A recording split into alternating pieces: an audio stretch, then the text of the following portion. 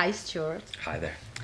I just want to ask you the question, first of all, what is mean to be the show producer of Eurovision? What the job is that Yeah, what you'd like to know? what does it mean? Yeah. I am basically responsible for everything that happens on the screen. So that's the kind of global description. That starts with everything graphical, goes through all the interval acts, opening acts for the hosts, and I have a wonderful colleague called Krista Björkman who's specifically responsible for the competition acts this year. But generally it's my responsible. Everything you see Yeah. is in some way my fault. My fault. No, not at all. I'm really being sarcastic. Yeah. Okay, so let's talk about a little bit about Lego and how was the choice, and was those choice easy, and why you stopped on celebrate diversity? I think the Eurovision is a fantastic competition, a fantastic event, and it brings together such diverse acts, performers, diverse countries and cultures, and that is something definitely worth celebrating, especially in a time where there seems to be political tendencies that have more to do with isolationism and nationalism. Yeah. I think it's a beautiful opportunity for very diverse people to come together and celebrate music. Yeah. Although it is a contest, a competition, it is one of the friendliest and most supportive competitions you can possibly have. There are very, very few opportunities of such scope for countries to come together and celebrate their culture. Yeah. But we believe it was like original logo with a necklace, or had other slogan. With the necklace? Yeah. Oh yes, absolutely. We had, I think, 11 Ukrainian agencies came and pitched for the logo. That was a choice we made together. Mm-hmm. We knew how creative this country is. Kyiv, an incredibly vibrant, creative city. There was never any feeling we had to look outside the country for our logo and our slogan. And when the guys came in and pitched the Namisto, yeah. I immediately was just shocked at what a brave, beautiful idea it was. I remember saying to them, you didn't come here to pitch to win the competition, you came here to pitch something you think is really cool. And I think it's really cool too. Of course, it went through lots of changes. It went through lots of opinions. Everybody was kind of involved in this, not just at the broadcaster, but also in the state committee. And I think it's a beautiful logo. I think it's the best logo there's ever been for Eurovision. It's quite brave to have a 2D logo and not a 3D rendered logo. Yeah. But it's very, very stylish. And the beads also perfectly support the idea of diversity. We're all diverse, but together we form one element. Yeah, and can you please explain how is the stage connect with the logo, or is it connect in general? It does not. Oh. There's a different concept behind the stage.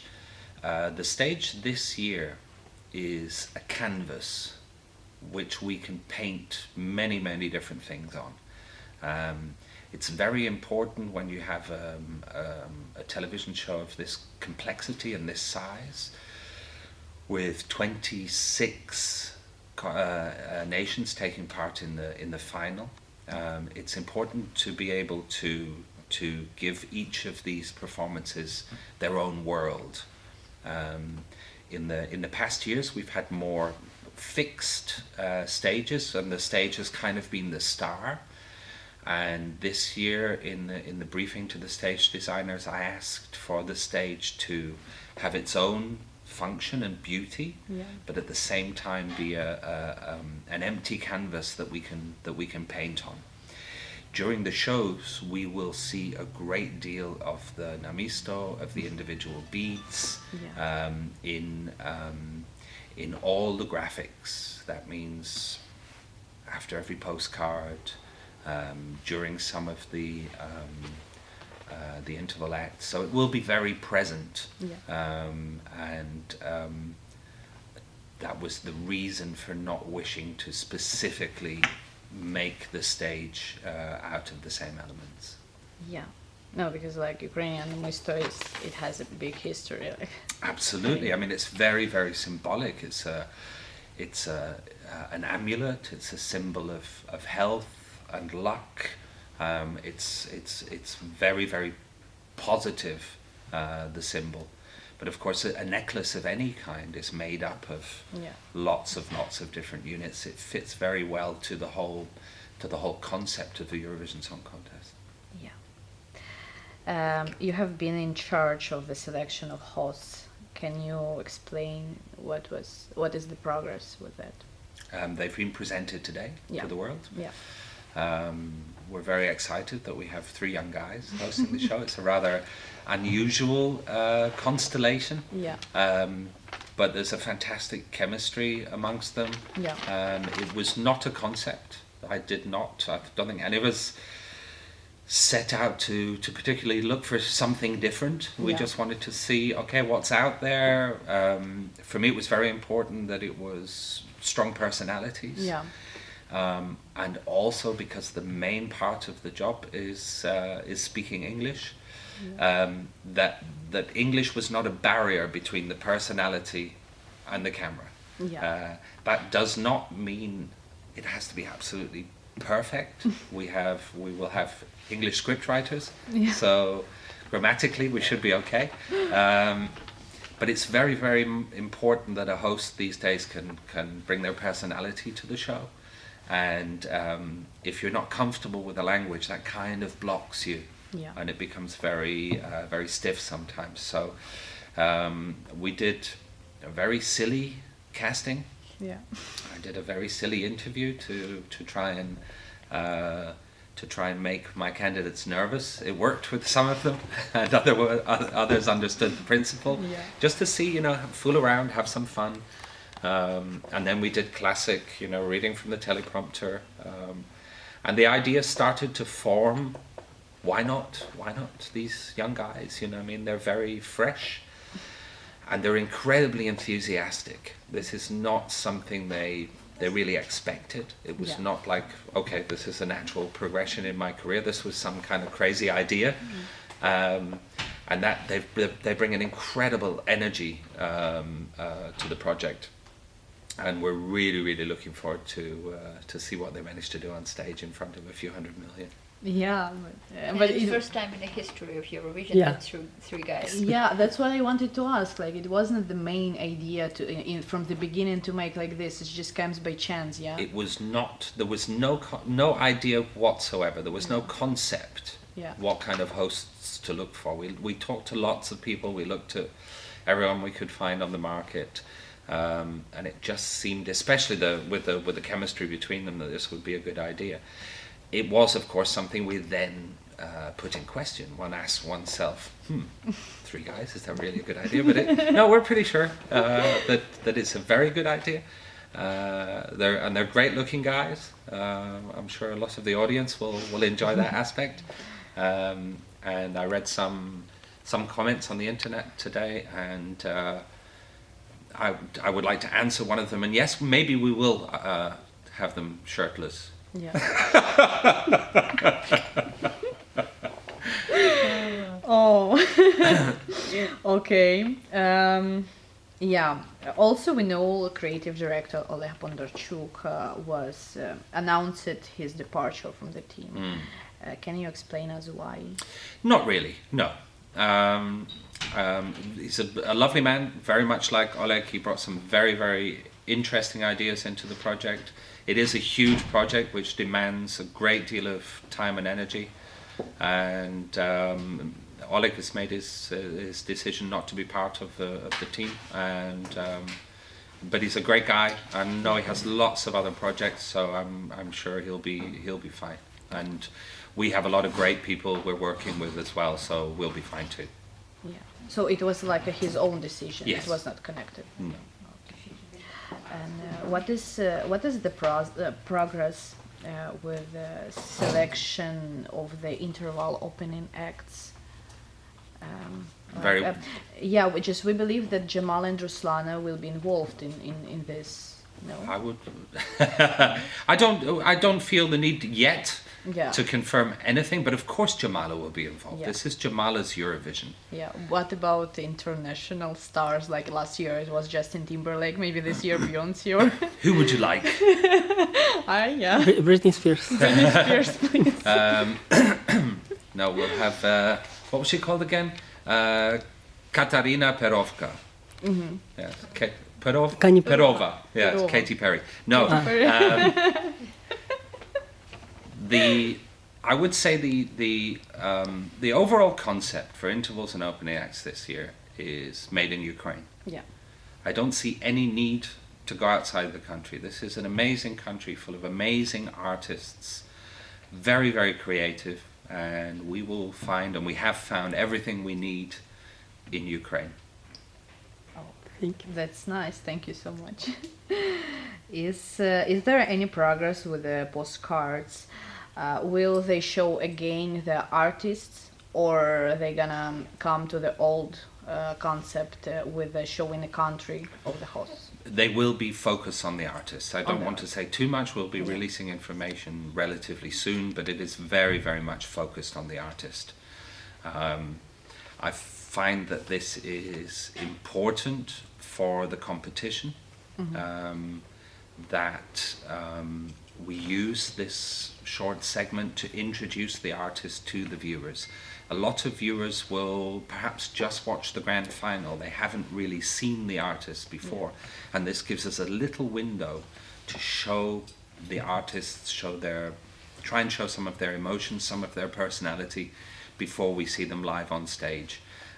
We will be seeing some pictures of certainly of the city, and hopefully some backstage pictures as well in the postcards. But the concept should be published relatively soon. Okay. And is it your first year as a show producer? But Yes. We know that you have a huge experience as a viewing room producer. So has your successor in this post been appointed already? Yes.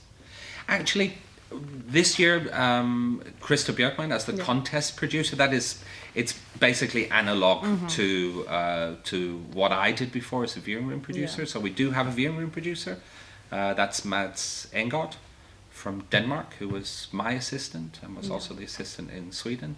And together with Krista, he will kind of take over the role I did before. So basically what I'm saying is it takes two people to replace me. That was a joke. I'm sorry. I should say that a little bit more obviously. Sorry, guys. No, it's okay. Sorry, guys. Yeah, it's okay, true. really. Two of you, just to okay, good. We all know that there have been challenges with the departure of executive producers. It was affect your work? Yes. Yeah. Yes. Honest answer. Of course, it's affected my work. In which? It kind of makes a bit of a restart in certain areas necessary. Yeah. Very, very sad to lose so many fantastic colleagues. Yeah. And they had their reasons for making that radical step. Yeah. I certainly asked them not to, and I'm very, very sad about it. I understand it's been a very, very difficult situation for a lot of people, but the show must go on. Yeah, of course. This is important. What is the situation now with Eurovision preparation? We are catching up. Yeah. We're catching up. It's an incredibly complex show. Every country that hosts the Eurovision struggles in every country, even our friends in Sweden. It is not an easy show or three easy shows to do. very difficult, very complex. In a country like Ukraine, and a broadcaster like UA PBC that doesn't have a vast experience of huge multinational productions outside of a studio, of course it's very, very difficult and remains difficult. We are being as transparent as humanly possible in every aspect of the production. This comes at a cost, and the cost is that it's costing us a bit too much time. Yeah. I would say that the bureaucracy in Ukraine is quite extreme, quite special. Yeah, of course. We have to work within that framework, though. Yeah. It can at times be very slow and very frustrating. But we will have 3 great shows in May, I'm absolutely sure of that. Everyone absolutely sure about that. And because in your role now of the show producer of Eurovision, you have to spend a lot of time in Kyiv. So what is your favorite feature of Ukraine or Ukrainians? Okay, so I find my time in Kyiv to be very, very pleasant. Yeah. It's a wonderful city. It's a schizophrenic city, as it is a schizophrenic country. It's bilingual. It's old and new. It's somehow modern and traditional. Somehow. And there's an amazing energy that comes through this duality. And I'm sure that it's not an easy time to be a Ukrainian. I'm sure life can be pretty challenging a lot of the time. But these problems and this duality cause tension, and through that tension people get very creative. It's a very easy, very safe, very comfortable city to move around. I use the underground, and it's very, very easy, beautiful stations. The food scene in Ukraine is incredible. Yeah. Or especially in Kyiv. I mean, I love going to different restaurants. I do realize now that there is not one borscht. There are lots of different borschts. So you've got to try them everywhere. Is it start to be your favorite soup? Absolutely, absolutely. And so the whole concept of salo is great as well. So no, I think what I'm doing is I'm eating Ukraine to become more Ukrainian. Yeah. No, but I'm having a great time. Great time. Lovely colleagues. People are very friendly. I think Ukrainians are friendlier than they think they are. Yeah. I've always been told by Ukrainians that they don't smile much and they're not very friendly, but I keep experiencing the opposite. I know now also how English sounds to old Ukrainian ladies. A little anecdote that just near Bessarabsky, an old lady in a fur coat and a fur hat stopped me to ask for some directions, and I said to her in English, "I'm sorry, I haven't got a clue what you're saying." And she looked at me and went, "Pop, pop, pop, pop, pop, pop, pop, pop." I said, "Yes, that's what I sound like to you." So, yeah, but how we sound to you, like how our language sounds. I'm starting to get used to it, obviously. I mean, I hear it all day. Now I can almost hear the difference between Ukrainian and Russian. And I have a very strict assistant who doesn't let me fool around too much with the language. I have to learn a little bit of Ukrainian, which I'm trying my best to do. Yeah. Thank you so much. Thank you. For our talk, and that you give time to us, and we have a fingers crossed to you for your work here. Thank you very much. Thank you. Thank you.